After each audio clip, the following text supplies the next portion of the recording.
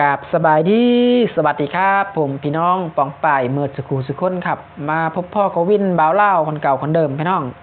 ทักทายสบายดีลุงปานะอยู่ต่างประเทศหรือว่าอยู่ฝั่งไทยฝั่งลาวนะครับเมื่อนี้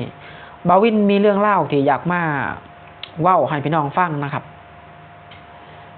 มันถ้าหากว่าอยู่บ้านเฮาหรือว่าอยู่ประเทศลาวนะครับปลูกผักปลูกหญ้าเฮ็ดการเกษตรนะครับถ้าว่าปลูกหลายแล้วมีเจ้าค่าหรือว่ามีพ่อค่านะครับแม่ค่าหรือว่ามีโรงงานมารับซื้อมารับส่งเนาะมาเหมาไปคือสิดีนะครับอยู่ประเทศลาวถ้าหากว่าขายได้ขายดีคือประเทศไทยนะครับอยู่ประเทศไทยนี่บ่ว่าประชาชนสิเฮ็ดหยังนะบ่ว่าเจ้าสิเฮ็ดอาชีพหยังก็อย่าขายออกได้หมดเป็นเงินนะครับเป็นเงินหมดอยู่ประเทศไทยบ่ว่าเจ้าสิเลี้ยงเป็ดเลี้ยงไก่เลี้ยงหมูเลี้ยงงัวเลี้ยงหยังก็เป็นเงินเลี้ยงปลาก็เป็นเงินนะครับขายดับขายดีนะครับเลี้ยงปลาดุกก็แบบว่าขายดีนะครับมีโรงงานมีพ่อค้ามารับซื้อแล้วก็เฮ็ดได้หลายอย่างนะครับบ่ว่าแต่ปลูกข้าวหรือว่าดำนาเนาะเฮ็ดนาก็สามารถขายข้าวก็ขายได้ขายดีนะครับการเกษตรนี่แหละครับพี่น้องอยู่ประเทศไทยบ่ว่าแต่เจ้าสิเฮ็ดหยังก็มีเงินเป็นเงินทั้งนั้นนะครับนี่แหละเฮ็ดให้คนไทยหรือว่าเฮ็ดให้พี่น้องชาวไทยชาวบ้านเนาะอยู่กินหรือว่าอยู่ดีกินดีนะครับถือว่าอยู่ดีกินดีถือว่ามีพอเพียงนะครับเพราะว่าเจ้าสิเฮ็ดหยังก็ขายได้นะครับเศรษฐกิจไปได้ดีแต่ว่าอยู่ประเทศลาวเฮานะครับ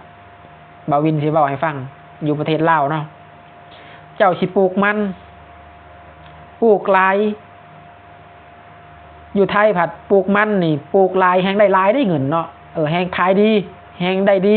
แฮงมีเงินหลายแต่ว่าอยู่ลาวนี่นะครับปลูกหลายก็เน่าซื่อๆพี่น้องเอ้ยเน่าจังได๋เนาะเป็นหยังมันถึงเน่าก็คือปลูกหลายก็บ่มีไผซื้อนะครับหลายโพดก็เจ๊งบ่มีไผมาซื้อบ่มีไผรับเหมามาเหมาเอานะครับเป็นอ้อยเป็นมันบ่จังซี่เป็นผักเป็นผักเป็นหญ้าซะพืชเฮากินเนาะ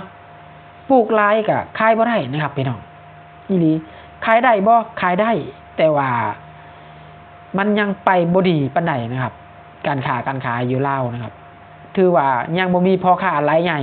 หรือว่ายังบ่ทันมีมองทรงทั่วถึงทั่วประเทศนะครับว่าจังซี่ซะขายให้แต่พี่น้องคนลาวเฮานำกันซื่อๆแต่ว่ายังบ่ทันได้ส่งต่างประเทศนะครับขายพอได้กินซื่อๆนะครับแต่ว่าเจ้าสิเฮ็ดแบบเป็นขึ้นเป็นฮ้อนหรือว่าเฮ็ดเป็นอนาคตเลยเนาะตั้งหลักเฮ็ดปลูกผักปลูกหญ้าเลยนี่ก็โอ้พี่น้องเอ้ยไปบ่รอดนะครับถ้าจะปลูกหลายก็เจ๊งคือเก่าแล้วครับขาดทุนนะครับอีหลีครับอยู่บ้านผมนะขาดทุนนะครับอยู่ไทยนี่ดีแล้วครับเพิ่นเฮ็ดอีหยังก็แบบสำเร็จหมดทุกอย่างเนาะปลูกผักปลูกหญ้าก็ได้เงินมีพ่อค้าแม่ค้ามารับซื้อแล้วก็ขายในตลาดก็ขายดับขายดีนะครับถือว่าเศรษฐกิจเพิ่นไปได้ดีนะครับอยู่ลาวนี่ถ้าหากว่าขายได้ดีคืออยู่ประเทศไทยนะครับโอ้พี่น้องเอ้ยคนลาวเฮาอยู่ได้แน่นอนเนาะ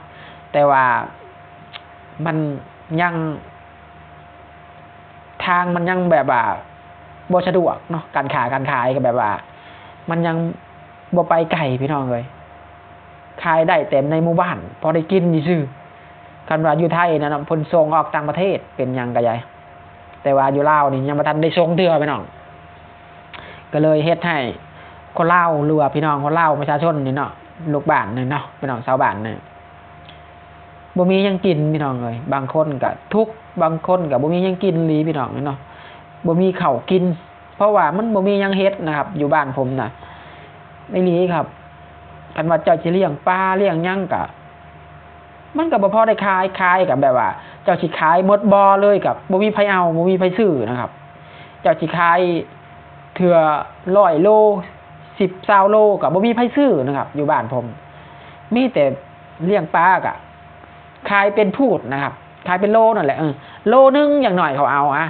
ขายให้คนเขาเองชาวบ้านเขาเองเขากินกันเองนะครับโลนึงสิขายได้อยู่2-3 โลสิขายได้อยู่ครับเลาะขายในหมู่บ้านคันว่าเจ้าสิเลี้ยงปลาแบบว่าลงมาเป็น10,000 ตัว100,000 ตัวจังซี่แบบว่าเต็มบ่อจังซี่เนาะ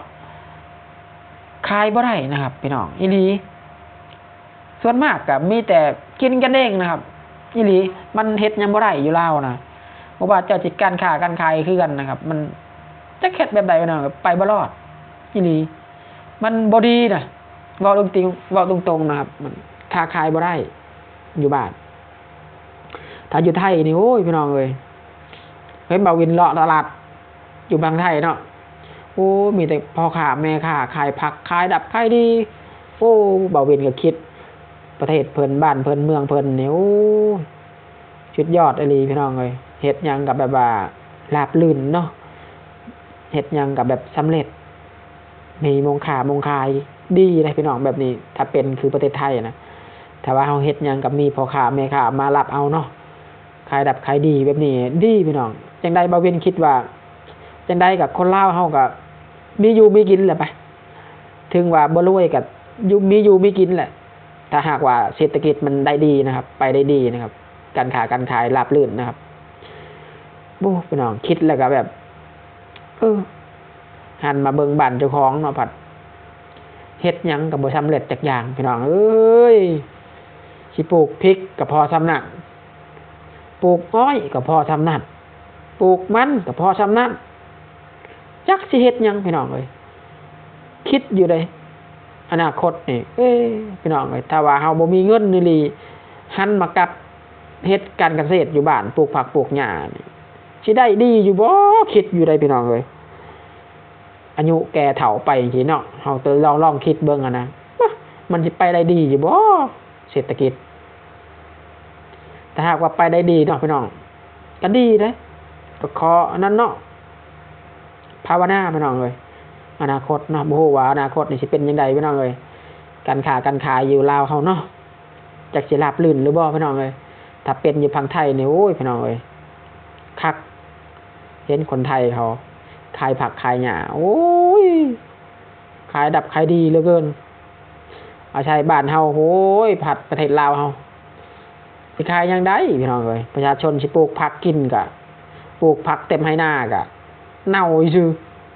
คันส้มเท่านั้นแหละบ้านเฮาคันส้มแบ่งกันกินเพราะมันเฮ็ดหยังบ่ได้นะครับเนาะพี่น้องคิดเห็นยังไงพี่น้องในคลิปนี้เนาะบ่าววินเว้านี่เว้าออกจากใจได้แบบว่ามาระบายนะครับมาระบายว่าตรงๆแล้วมาระบายแบบว่าบ้านเฮาเหมือนคือแบบว่าบ่คือประเทศไทยนะครับเฮ็ดหยังก็บ่ราบรื่นนะก็เลยแบบเลือใจเนาะพี่น้องเนาะ